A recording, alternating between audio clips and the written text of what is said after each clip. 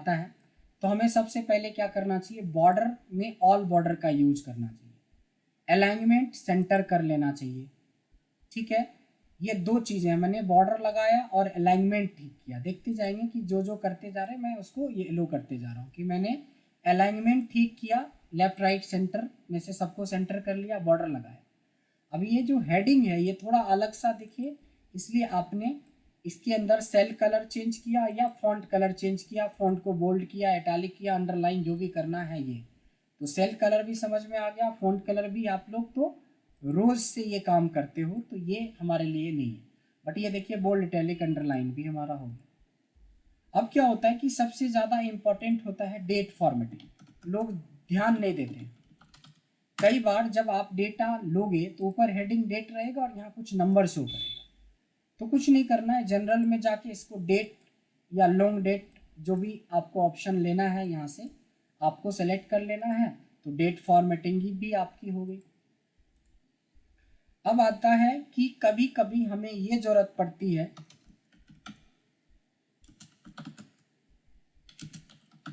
कि हमें कई बार हमने डेटा बना रखा है A1 से और मेरे को डेटा चाहिए, ऊपर भी चाहिए, रो और इधर भी चाहिए, तो हम राइट क्लिक करके इंसर्ट करके कॉलम ला सकते हैं, राइट क्लिक करके इंसर्ट करके रो ला सकते हैं, जितना चाहिए उतना ला सकते हैं। नहीं चाहिए राइट क्लिक करके डिलीट भी कर सकते हैं, नहीं चाहिए राइट क्लिक करके डिलीट भी कर सकते हैं। अब देखो कितनी बार आपने यूज किया ही होगा अभी तक में कि अगर मैं इसको एक हेडिंग देना चाहता हूँ, मेन हेडिंग, तो वी कैन मर्ज, और मर्ज करके सेल की थोड़ी हाइट वगैरह सेटिंग वेटिंग कर लेंगे। ये मर्ज एंड सेंटर है, और एक है जिसको हम लोग बोलते हैं cell with setting. Cell with setting मतलब कई बार क्या होता है कि देखिए अभी भी इसमें मनमोहन का नाम कट रहा है, तो आप इसको इंक्रीज कर सकते हो, या इकट्ठा करना है तो सबको सेलेक्ट करो और डबल क्लिक करोगे तो ऑटोमेटिक ऑटो एडजस्ट में हो जाता है। तो सेल विथ ऐसे भी ऑटो एडजस्ट का मतलब होता है जिसको जितना चाहिए उतना ही लेगा, बाकी नहीं लेगा। जैसे इसको बहुत कम हो गया, इसको चाहो तो थोड़ा मैनुअली बढ़ा दो, ये सब देखिए बहुत कम हो गया, आप चाहो तो 4 को सेलेक्ट करके इतना पे सेट कर दिया। नाम सही है, चाहे आप मैनुअल करो इंडिविजुअल करो, सेल विथ कर सकते हो। इंसर्ट रो इंसर्ट कॉलम आपका क्लियर हो चुका है कि क्या होता है। अब आती है कि जब आप पूरा काम कर लो तो आप चाहो तो थिक बॉर्डर वगैरह भी यूज कर सकते हो। देखिए मैंने थिक बॉर्डर लेते समय हमने अलग अलग एरिया सेलेक्ट किया, देखिए एक एरिया इधर रखा, एक एरिया इधर रखा, यानी हम चाहें तो इसमें भी कोई सेल का कलर डाल दें, कोई भी फॉन्ट का कलर चूज कर लें, इसमें एक एप्रोप्रिएट हेडिंग का यूज कर सकते हो, sales analysis for the year of 2020, कुछ भी हेडिंग दे दीजिए जो एप्रोप्रिएट आपको लगे। ये हमने दे दिया। ये सब नॉर्मल जो भी हाई रैंक पे बंदे होते हैं उन लोगों को भले भी लुकअप आए ना आए, लेकिन आपको रिपोर्ट बनाते समय ये सब चीज़ का बहुत ध्यान रखना चाहिए कि अगर आप एमडी के साथ डायरेक्टर के साथ मीटिंग में हो तो ये ऐसा डेटा लेके मत बैठ जाना, इसका बहुत गंदा इम्प्रेशन पड़ने वाला है। आप ऐसा डेटा लेके बैठ गए और वहाँ पे जाके सामने में डेट ठीक कर रहे हो, हेडिंग ठीक कर रहे हो, ये सब गलत पॉइंट है, ऐसा नहीं करना है। आपको एक्चुअली क्या करना है कि इस तरीके से प्रेजेंट करो, डेटा देखो वही है लेकिन प्रेजेंटेबल बन गया, तो इसका यूज करना चाहिए जितने भी। अब आ जाती है फॉन्ट, टेक्स्ट साइज और फॉन्ट साइज हमने अभी ऑलरेडी इंक्रीज करके दिखाया, और टाइप ये दोनों भी देख लीजिए क्या है। कई बार हमें ये फॉन्ट अच्छा नहीं लगता है तो हम लोग क्या कर सकते हैं, यहाँ से फॉन्ट का स्टाइल ले सकते हैं, ये ऑलरेडी आपको पता है कि ये सारी चीज़ें अवेलेबल है, आप लोग रोज इसका यूज करते होंगे मे बी। उसी तरीके से अगर ये सबका भी फॉन्ट आपको लगता है कि नहीं उतना अच्छा लग रहा है, आप यहाँ से सेलेक्ट कर लो और जो फॉन्ट आपको अच्छा लगे वही यूज करो, किसने मना किया, ये लो जो आपको सही लगता है। अब डेट ये थोड़ा अजीब सा डेट लग रहा है, अब डेट को अगर हम राइट में रखें तो हमें लगता है कि ये थोड़ा ज़्यादा अच्छा लग रहा है डेट का फॉर्मेट, किसको कहाँ लेफ्ट रखना है, किसको कहाँ राइट रखना है, ये थिक बॉर्डर के बारे में ऑलरेडी हमने जिक्र कर लिया है। Now come to orientation. अगर मान लो कि इतने से इतने दूर को हमने मर्ज कर दिया, जो कि ऑलरेडी सीख चुके हैं, और इसमें लिख दिया है सेल्स एनालिसिस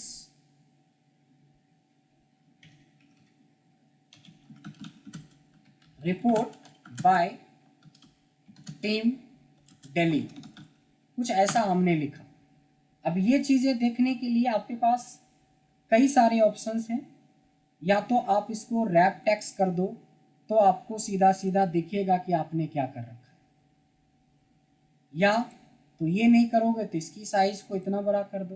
बट कोई पॉइंट नहीं बनता है कि आपका रिपोर्ट इतने में बना है और आप इतना बड़ा जगह ले रहे हो सिर्फ ये बताने के लिए हमारी टीम की रिपोर्ट है। यानी कि ये पार्ट बिल्कुल कम में एडजस्ट होना चाहिए। अब ये चीज़ें सेलेक्ट करेंगे, या तो ये कर सकते हैं, ये दोनों ही स्थिति में आपको थोड़े ज़्यादा लेना पड़ेगा। चाहे ऐसा ले लो चाहे वैसा ले लो, वो तो बहुत ज़्यादा हो गया। बट ऐसा कुछ नहीं करना, आपको बिल्कुल एक पतले से बॉर्डर की ज़रूरत पड़ेगी अगर आपको टेक्स्ट ओरिएंटेशन पता है तो। देखिए ओरिएंटेशन मैंने चेंज कर दिया, इसको एक बेहतरीन कोई कलर डाल दो, टेक्स्ट का कलर चेंज कर दो, बोल्ड कर दो, जगह बच ही गया आपको। अब आप सोचो ना कि आप सेम ही डेटा को आप ऐसे प्रेजेंट कर रहे हो और सेम डेटा को आप ऐसे प्रेजेंट कर रहे हो, आप खुद बता सकते हो कि दोनों में फ़र्क क्या है। अब किसी शादी के मंडप में डायरेक्ट दूल्हा को ऐसे ही बैठा दो, और एक होता है पूरा मेकअप सेकअप करवा के बिठाओ या दुल्हन को, तो ये हो गया कि ऐसे ही लड़की को बिठा दिया लव मैरिज टाइप का। ये हुआ अरेंज मैरिज टाइप का कि लहंगा से लेके वो सब चीज़ तक सवार दिया, सजा दिया। अंदर में तो मामला वही है ना, डेटा तो वही है, मेन तो हमारा डेटा है। सो दिस इज द इम्पॉर्टेंट। ये छोटा छोटा पार्ट है बट बहुत इंपॉर्टेंट पार्ट है, इसको यूज करना आना चाहिए हम लोगों को। तो आई होप फॉर्मेटिंग सबको क्लियर हो गया होगा। किसी को कोई डाउट है तो आप बोल सकते हैं, मैं ये पार्ट रिपीट कर दूंगा, लेकिन रिपीट करने की जरूरत नहीं है क्योंकि इसकी रिकॉर्डिंग अभी हाथों हाथ हम भेज देंगे। सो this is basic home tab plus कुछ भी नाम रख दिया मैंने, ठीक है। So now this is clear. आइए अब हम लोग आते हैं कि जो बातें हमने अभी करी है फर्स्ट सेक्शन पे, अगर मैं आपके इस टैब में जाके इसको कॉपी कर लूँ और आपके टैब में जाके इसको मैं पेस्ट कर रहा हूँ फिलहाल।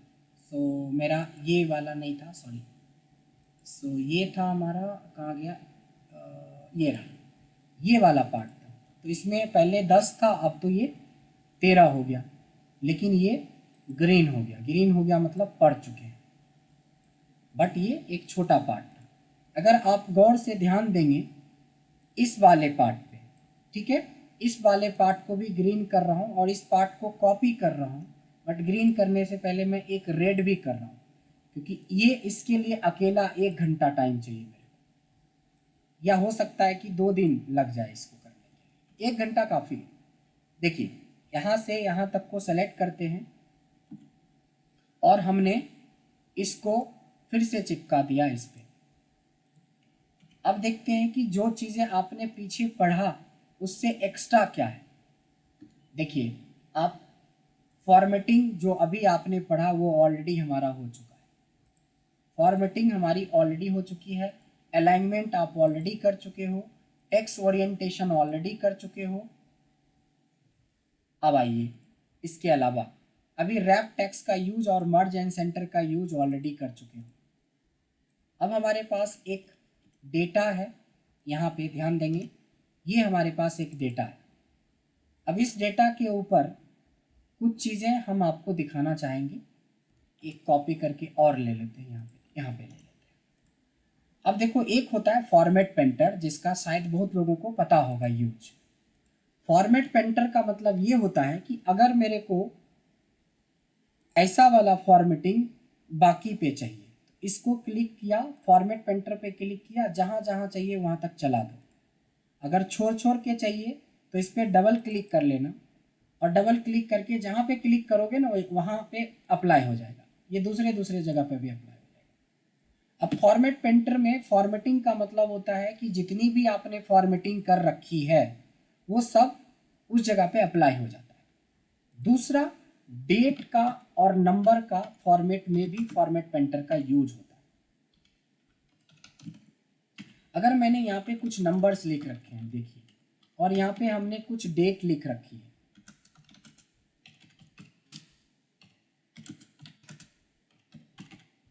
कुछ ऐसे करके डेट लिख रखी है, ये फॉर्मेट पेंटर कहता है कि अगर आप नंबर को सेलेक्ट करो और फॉर्मेट पेंटर करके किसी डेट पे चला दोगे तो उसको नंबर बना देगा। अगर किसी डेट को सेलेक्ट करके किसी नंबर पे चला दोगे तो उसको डेट बना देगा। देख लो, अगर नंबर को सेलेक्ट करके हमने डेट पे लगाया तो वो हमारा नंबर बना देगा। अगर डेट सेलेक्ट करके किसी नंबर पे चला दिया तो नंबर बना देगा। ये भी होता है। प्लस मान लो कि आप यहाँ से डेट कंट्रोल कर रहे हो, मान लो डेट, एक डेट का फॉर्मेट ये है और दूसरा डेट का फॉर्मेट मान लो ये वाला है। दो फॉर्मेट है आपके पास, लेकिन आपको ना तो ये वाला चाहिए ना ये वाला चाहिए, मेरे को चाहिए ये वाला, 1 जनवरी 2020। इसमें पता चल रहा है कि क्या डिफरेंस है। इसमें पूरा नंबर यूज हो रहा है, इसमें नंबर के साथ टेक्स्ट यूज हो रहा है, बट ये पूरे फुल फॉर्म में, बट ये शॉर्ट फॉर्म हमने यूज किया। अगर ये वाला फॉर्मेट पेंटर चलाएं, लेके इस पे चला देंगे तो सब ये शॉर्ट फॉर्म में आ गया। सेम इसी को अगर आपको अप्लाई इधर करवाना है तो इधर अप्लाई कर दो। तो ये डेट और नंबर प्लस डेट की अलग अलग फॉर्मेट में भी आप चेंज कर सकते हो। सो this is called format painter. Cut copy paste आपके सिलेबस में नहीं है, ये नहीं बताएंगे, कि बताना जरूरी है। सिलेबस में नहीं है मतलब इतने सारे दिन से हम लोग कट कॉपी पेस्ट कर रहे हैं, तो ये तो पता ही होगा कि कट कॉपी और पेस्ट। अभी देखो, इतने को सेलेक्ट करके कॉपी कर लिया और पेस्ट कर लिया तो इधर भी रहेगा इधर भी आ गया। और कट का मतलब है कि अगर मैंने सेलेक्ट करके कट मारा तो यहाँ से हट के और जहाँ पे पेस्ट करोगे वहाँ जाएगा। इसका शॉर्ट कीज भी आपको पता है कि क्या होता है कट कॉपी पेस्ट का। तो इसलिए मैंने बोला कि ये सिलेबस में नहीं है, क्योंकि ये तो बच्चों से भी बच्चे वाली बात हो गई। बट फिर भी मैंने बता दिया कि ये मत बोलना कि हमने छोड़ दिया। आइए एक बार पहले हम फिल सीरीज को याद करें। हम लोग फ्लैश फिल को याद करें और हम लोग ऑटो सम को याद करें। क्या आप लोग फिल सीरीज पहला ही दिन पढ़े थे ना, जिसमें हम लोग सीरीज बना सकते हैं, हजारों हजार लाखों नंबर एक बार में क्रिएट कर सकते हैं, उसको बोलते हैं फिल सीरीज। फ्लैश फिल का यूज अभी लास्ट सेशन में हमने यूज किया था कि फ्लैश फिल क्या होता है, इसलिए इस बार एक क्वेश्चन बनता है। तो क्वेश्चन में चेतन आप बताएं कि फ्लैश फिल क्या होता है।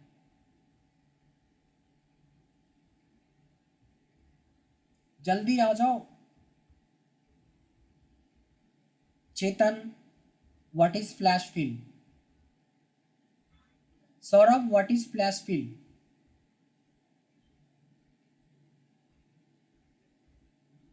क्या हो गया सर?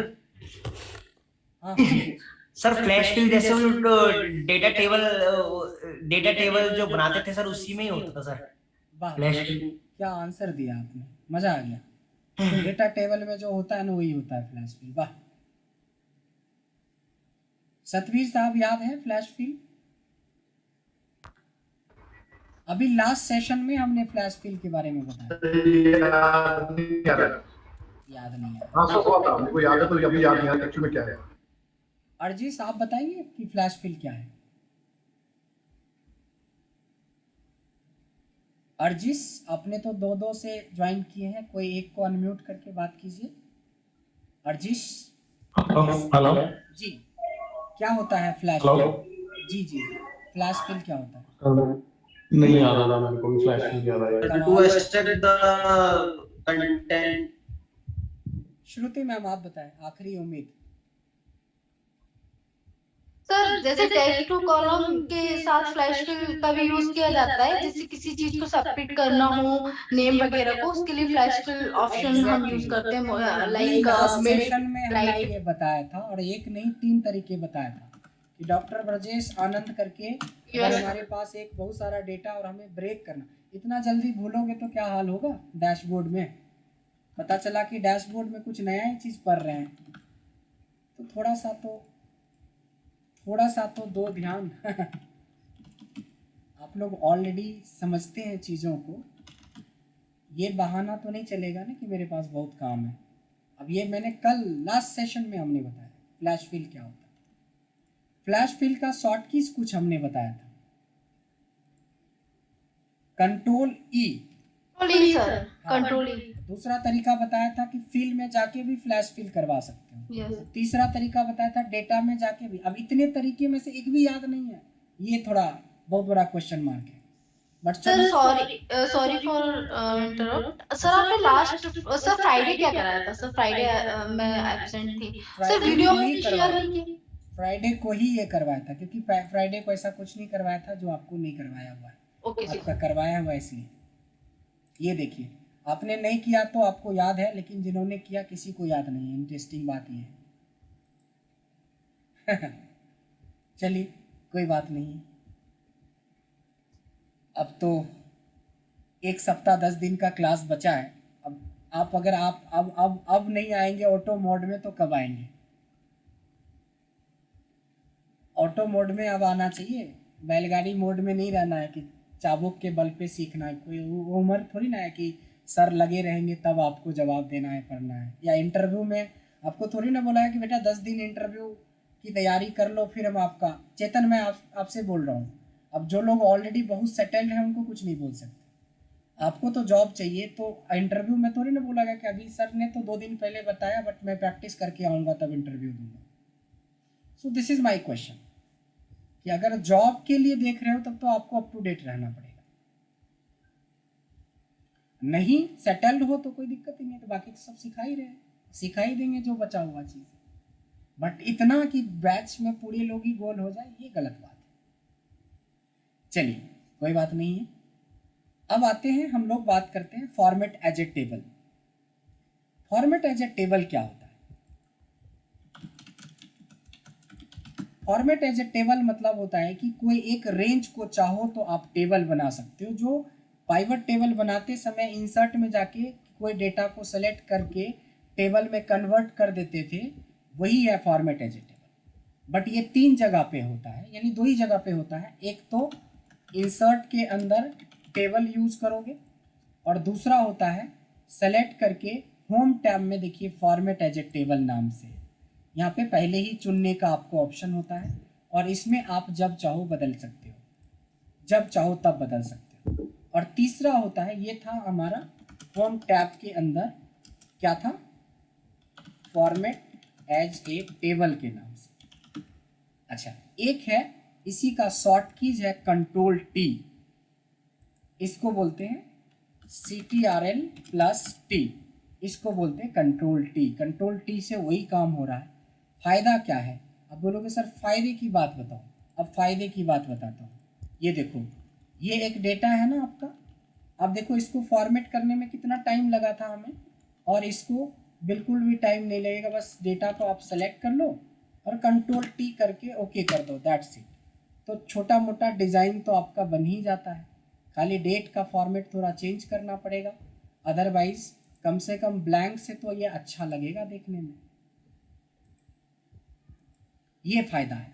ये देखिए, दूसरा फ़ायदा क्या है कि कल के डेट में अगर कोई नंबरिंग बढ़ेगा तो फॉर्मेटिंग आपको नहीं करना पड़ेगा।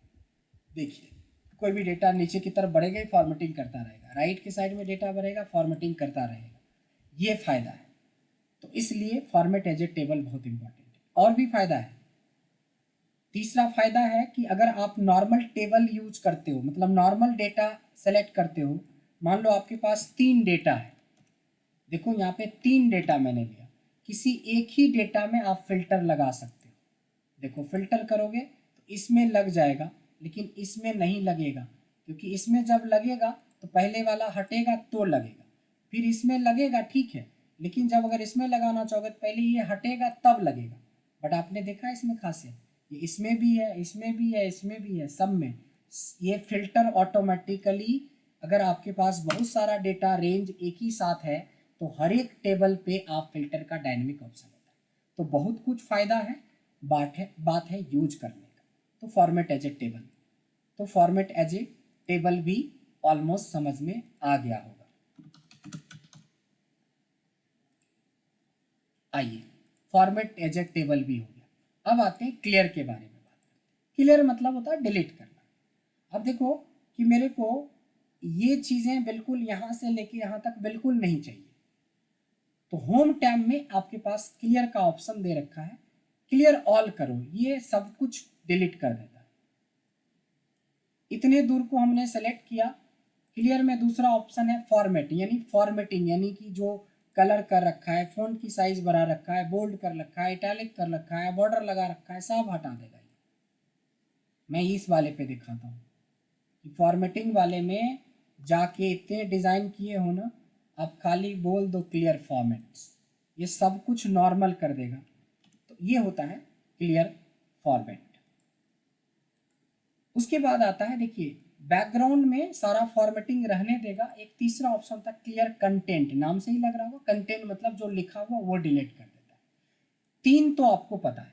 चौथा बहुत ईजी है, राइट क्लिक करके कई बार आप लोगों ने यूज किया होगा या सीख लो, इंसर्ट कमेंट, यानी किसी पर्टिकुलर सेल के बारे में कुछ आप कमेंट लिख सकते हो। इन फ्यूचर में इस कमेंट को आप देख सकते हो। जैसे हमने यहाँ पे इंसर्ट कमेंट करके कोई चीज़ें लिखा, एक्चुअली ये रेड था ना तो आपको दिख नहीं रहा था। ये देखिए, ये कमेंट का निशानी होती है या एक तरह से ट्रिक होता है कि यहाँ पे कुछ है, कुछ आपने कमेंट किया है तो यहाँ पे ले जाएंगे तो कमेंट विजिबल हो जाता है, अदरवाइज हाइड हो जाता है। यहाँ देखिए विजिबल हो जाएगा और हाइड हो जाएगा। तो ये कमेंट इंसर्ट करना, राइट क्लिक करके डिलीट कमेंट, जहाँ से इंसर्ट होता है वहीं से डिलीट कमेंट भी होता है। और दिस यहाँ पे होता है राइट क्लिक करके नहीं करके आप चाहो तो क्लियर में भी क्लियर कमेंट नाम का ऑप्शन होता है। तो 2 जगह से बनाने को तो राइट क्लिक करके कमेंट बना सकते हो और हटाने के लिए दोनों में से कोई भी ऑप्शन आप यूज कर सकते हो। So that is called clear comment. तो क्लियर कमेंट भी समझ में आ गया। अब आती है हाइपर लिंक। अभी हाइपर लिंक पढ़ा था हमने, देखिए इसमें क्लियर में हाइपर लिंक का भी ऑप्शन दे रखा है। अगर मैंने मान लो कि इस सीट को लिंक कर दिया हमने किसी और सीट के साथ, इसका क्या फ़ायदा होता है, खूब अच्छे से सीखा था। क्लिक करता हूँ तो इस सीट पे आ जाता है, बट मैं चाहता ही नहीं को ऐसा हो, यानी कि ये लिंक हटाना है।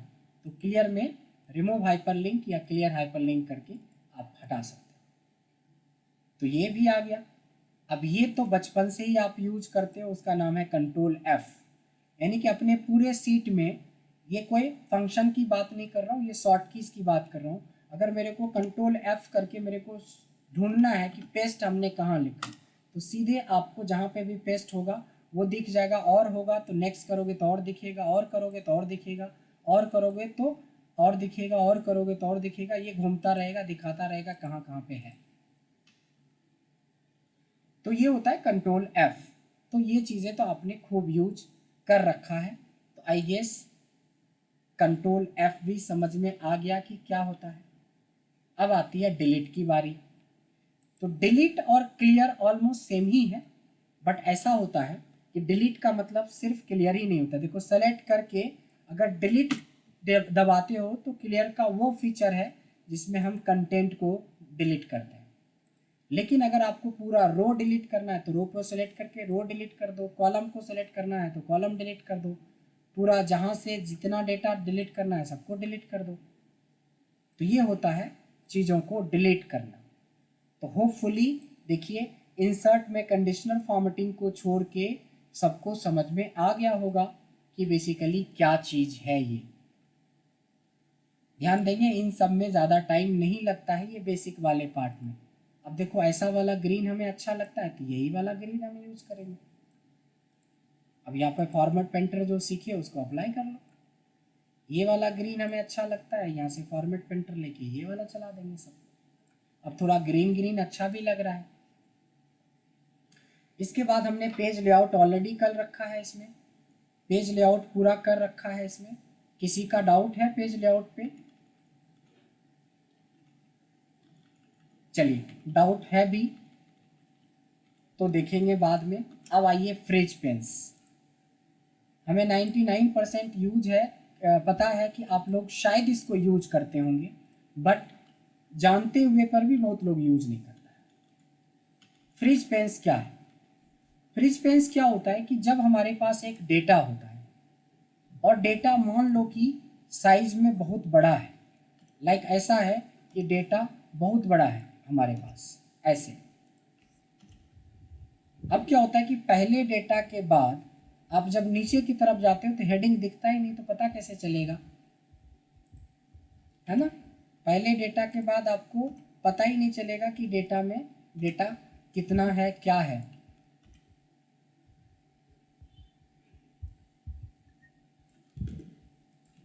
ऐसा तो हमारे पास 4 ऑप्शन होते हैं। सबसे पहला ऑप्शन होता है, देखेंगे व्यू टैब के अंदर फ्रीज पेन्स होता है। इसमें 3 ऑप्शन दिख रहा है बट 4 ऑप्शन होता है। पहला होता है टॉप रो। टॉप रो मतलब देखिए मेन हेडिंग तो आपका फ्रीज हो गया, स्टिल आपको ये वाला हेडिंग की बेसिकली ये किसके अंडर में ये चीज़ें आ रही हैं, ये नहीं आ रहा, मेन हेडिंग तो आ गया, इसको बोलते हैं टॉप रो फ्रीज। इसी फ्रीज को करने के बाद अनफ्रीज एक ऑप्शन होता है जिससे कि पहले जैसे सिचुएशन में आ सकते हैं। दूसरा होता है, दो तो सीख ही लिया फ्रीज और अनफ्रीज। पहला टॉप रो पे किया, तीसरा किया फर्स्ट कॉलम पे। फर्स्ट कॉलम का मतलब इधर जाके आपको पता नहीं चलेगा, जब आप इधर की तरफ जाओगे तो ये डेटा किसने बनाया, ये टीम हमेशा दिखता रहेगा। देखो तो कुछ किया ही नहीं, ये दूसरा यानी तीसरा हो गया आपका फर्स्ट टॉप रो या टॉप फर्स्ट कॉलम और अनफ्रीज। 3 तो क्लियर हो गया। एक होता है कि जैसे अभी क्या होता है कि मैं चाहता हूं कि इस हेडिंग के साथ मेरे को ये भी हेडिंग दिखना चाहिए, और इतना ही नहीं, मेरे को एम्प्लॉय आईडी भी दिखना चाहिए। एम्प्लॉय आईडी दिखना चाहिए मतलब इधर से तो करते तो सिर्फ एक ही कॉलम दिखता है ना, ए कॉलम, बट मैं चाहता हूँ ए भी दिखे और बी भी दिखे। तो कर्सर को देखो, यहाँ पे कर्सर इंपॉर्टेंट होता है कि कर्सर को कहाँ पे हम रखें। देखिए ये इस जगह पे मैं कर्सर रख रहा हूँ, इसका मतलब हो गया इससे ऊपर और इससे लेफ्ट के डेटा को फ्रीज कर देगा। व्यू में जाएंगे, फ्रीज पेन्स में जाएंगे, यहाँ पे होता है फ्रीज पेन्स, इस पर क्लिक करोगे, देखो नीचे का डेटा जाते समय आपको पूरा दिखता रहेगा। कल के डेट में राइट साइड में मान लो कि मंथली रिपोर्ट बना रहे हो या बढ़ते बढ़ते इधर साइड में बढ़ गया, लेकिन हमको 2 चीज़ें देखना था ना, ये ए कॉलम और बी कॉलम। देखिए हमेशा ए कॉलम और बी कॉलम हमेशा विजिबल रहेगा। So this is called freeze panes, इसी को बोलते हैं फ्रीज पेन्स। तो फ्रीज पेन्स का भी यूज आपको समझ में आ जाना चाहिए या आ गया होगा। किसी को कोई डाउट है? आज की वीडियो, आज की क्लास बहुत इम्पॉर्टेंट इसलिए है कि आपका बिल्कुल हरा भरा सेट दिखेगा, क्योंकि जैसे आपने मेजर सारे बड़े बड़े चैप्टर्स कर लिए तो अब छोटे छोटे हैं, बट वो रिकॉल भी तो होना चाहिए कि आप पढ़ लिए हो प्रोटेक्शन और आप प्रोटेक्शन पता ही नहीं कि क्या होता है, पढ़ लिए हो फ्लैश फील बट आपको पता ही नहीं है कि क्या है। विजय जी, ये फ्रीज पेन के अंदर हम जहाँ पे कर्सर रखेंगे वहां तक का फ्रीज होएगा कि मतलब कि ए और बी होएगा? जैसे आप चाहोगे जहाँ कर्सर रखोगे, तो मैंने बोला कि कर्सर पॉइंट इंपॉर्टेंट होता है। अभी मैंने बताया ना कि कर्सर यहाँ रखेंगे, इसलिए मैंने हाईलाइट करके दिखाया। अगर कर्सर में देखो, आप देखोगे इस वाले में मैंने कर्सर ए कॉलम और बी कॉलम के बाद रखा है, इसीलिए जब मैं इधर की तरफ जा रहा हूँ तो 2 कॉलम हमेशा दिखता है, और जब मैं नीचे जाता हूँ तो मेरे को हेडिंग हमेशा दिखेगा कि कोई चीज़ें मेरा मिस ना हो जाए। यहाँ पे भी हमने फ्रीज पेन्स का यूज किया है। तो जो लोग ये बड़े डेटाबेस पे काम करते हैं उनको फ्रीज पेन्स जरूर यूज करना चाहिए। मैं एक्चुअली क्या कि मैंने हम यूजिंग इट ना तो डायरेक्टली मेरे को कर्सर का पॉइंट नहीं पता था, तो कर्सर एक रो उधर का और ऊपर का एक रो। नहीं सर, जहाँ पे आप कर्सर रख दोगे ना वहीं से वो फ्रीज कर देता है। हाँ वो मैं समझ गया। ठीक है, अब आते हैं, देखिए एक चीज़ और नीचे में नज़र आ रहा है, ये तो हमने पहले ही क्लास में पढ़ा था, ये देखिए। अब ये मत बोलना कि ये सर नहीं पढ़ा है, तो बहुत इम्पॉर्टेंट हो गया। अब समझ रहे हो ना कि अब हम लोग एंड की तरफ मूव हो रहे हैं, कुछ ही चैप्टर हमारा बचा है। तो ऐसा नहीं कि एंड का मतलब अपना एंड कर लेना और पता चला कि एंड ऑफ द क्लास कुछ नहीं आता है, सब खिचड़ी पका दी। तो प्रैक्टिस करना स्टार्ट कर लीजिए, क्योंकि बहुत जल्दी हम लोगों का डैशबोर्ड स्टार्ट होने वाला है। तो कस्टम लिस्ट क्रिएशन की बात करें या सीरियल नंबर की बात करें, रैंडम डेटा तो हम लोग रोज जनरेट करते हैं, और पेस्ट स्पेशल, ये सारे के सारे बहुत इंपॉर्टेंट है। अभी तुरंत हमने कमेंट लगाना सिखाया था, तो ये भी हमारा कमेंट भी हो गया। अगर मैं अब बात करूं मेन टॉपिक का, तो एक डेटा वैलिडेशन। डेटा वैलिडेशन हुआ है आप लोगों का? No sir. डेटा वैलिडेशन नहीं हुआ। तो जैसे एक कंडीशनल फॉर्मेटिंग एक बड़ा चैप्टर है, डेटा वैलिडेशन उसी तरीके से एक बड़ा चैप्टर है। व्हाट इफ एनालिसिस हमने कर लिया है फाइनेंशियल एनालिसिस के सेकेंड डे में, यस सर। तो this is done, this is done. Okay, तो ये हो गया एक दिन, और बाकी ये छोटा मोटा जो चीज़ है ना, ये एक दिन, यानी कि हमारा जो नेक्स्ट डैशबोर्ड से पहले की क्लास बचती है, एक दिन इधर, एक दिन, 2 दिन, एक 3 दिन, 3 दिन क्लास हमारा टैब ऑप्शन में बचता है। और एक बार फॉर्मूले का भी एक बार हम लोग थोड़ा नज़र लगा लें कि हमने फॉर्मूले में या फंक्शन वाले पार्ट में हमने कितना किया है, क्योंकि इस सीट को मैंने पहले बनाया था, आई होप। तो अब देखो क्लास एंडिंग की तरफ जा रहा है, क्योंकि ऑलरेडी ये 1.5 मंथ होने वाला है ये बैच को, या जो भी हो, 1 महीने से 1 महीने प्लस ही हुआ होगा। तो अब आप देखोगे कि जो हमारा 8 से 9 वाला बैच था, इसमें हमारा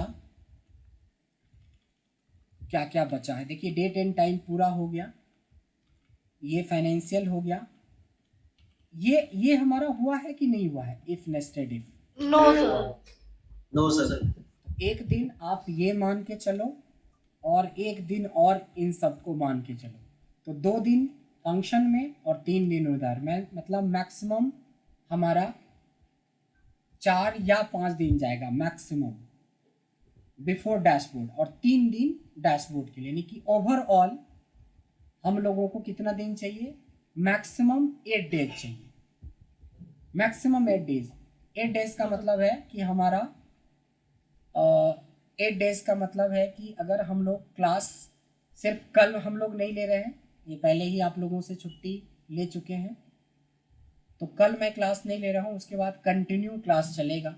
और होपफुली कल है ट्यूसडे, वेडनेसडे, थर्सडे, फ्राइडे, तो 3 दिन इधर में हमारा मैक्सिमम टैब के सारे ऑप्शंस क्लियर हो जाएंगे, और अगले वीक में हमारा फॉर्मूला और डैशबोर्ड पूरा, मतलब अगले वीक में आप फ्री हो जाएंगे ऑफिशियली। अनऑफिशियली जैसे कुछ चीज़ें दिक्कत आती रहती, तो आप हमें व्हाट्सअप मेल करते रहें। किसी को रिपीट क्लास में कोई टॉपिक पे रिपीट क्लास लेना है, वो आप हमें बताते रहें। Yes sir. V lookup. हाँ ठीक है, वी लुकअप आपको लेना है क्लास, तो आप मेरे को पर्सनल मैसेज करना, ऐसे याद नहीं रहता, ओके सर। पर्सनल मैसेज कर दीजिएगा सर जिनको। वीडियो को मेरे को भी करना, मेरी क्लास में सुविधा की को बढ़िया। Okay okay okay. तो वी लुकअप हम लोग 2 बैच में स्टार्ट करने वाले हैं, थोड़ा सा इन्फॉर्मेशन दे देता हूँ। मोस्टली एक बैच है जो 5 से 6 का बैच है इसमें, और एक अभी जस्ट इमीडिएट 9 से 10 वाला बैच है इसमें। ये दोनों बैच में होगा, लेकिन अभी नहीं, ये लगभग 2 से 3 दिन बाद होगा, और ये वाला में शायद कल के बाद परसों हो जाए, या इसको भी 2 से 3 दिन मान के चलो, यानी कि आप एकदम बिल्कुल टच में रहना रोज। Okay sir. VLOOKUP class करके आप खाली व्हाट्सअप कर दोगे तो हमें समझ में आ जाएगा। वी लुकअप क्लास रिमाइंडर, ये वर्ड लिखिएगा, मैं समझ जाऊंगा कि आप लोगों को चाहिए। तो हम दोनों में से कोई भी, अगर 9 to 10 करेंगे तो कुछ करना ही नहीं है आपको, बस एक्सटेंड कर लेना है क्लास को।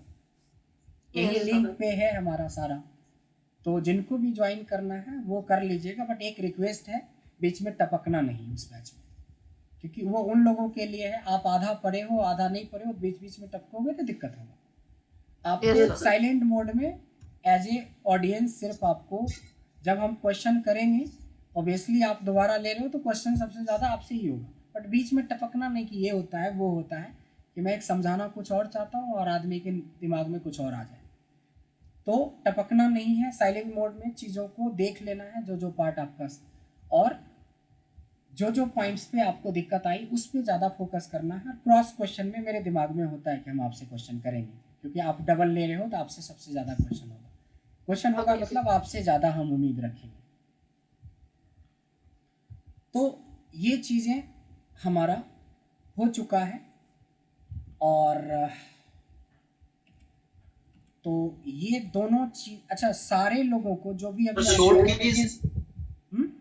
शॉर्ट कीज हाँ शॉर्ट कीज भी है, एक शॉर्ट कीज होगा कहीं पे लिखा हुआ, शायद उस टैब में लिखा होगा, इस वाले टैब में जो टैब ऑप्शन वाले था ना उसमें कहीं पे मैंने लिखा होगा शॉर्ट कीज, कहीं ना कहीं जरूर लिखा होगा।